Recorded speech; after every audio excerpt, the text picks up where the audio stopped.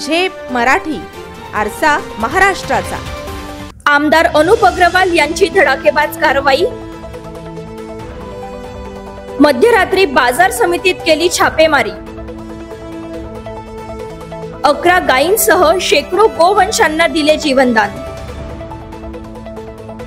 धुळे शहरातील कृषी उत्पन्न बाजार समितीत मोठ्या प्रमाणात गायी आणि गोवंश विक्रीसाठी आणले जात असून तेथून कत्तलीसाठी पाठवले जातात। सातत्याने चाललेल्या या अवैध धंद्याबद्दल श्री शिवछत्रपती गोरक्षा जन आंदोलनाचे संस्थापक संजय शर्मा आणि प्राणीन फाउंडेशनने आमदार अनुप अग्रवाल यांच्याकडे तक्रार केली होती। या तक्रारीची गांभीर्याने दखल घेत आमदार अनुप अग्रवाल हे मध्यरात्री बाजार समितीत जाऊन धडकले। या ठिकाणी विक्रीसाठी आलेल्या अनेक गायी आणि गोवंश बघून आमदार चांगलेच संतप्त झाले। मंगळवारी मध्यरात्री झालेल्या या कारवाईत 127 जनावरे नौकार गोशाळेत पाठवण्यात आले। छुप्या मार्गाने कत्तलीसाठी पाठवल्या जाणाऱ्या या धंद्याबाबत बाजार समितीच्या संबंधित अधिकाऱ्यांवर गुन्हा दाखल करण्याच्या सूचना देखील आमदारांनी दिल्या।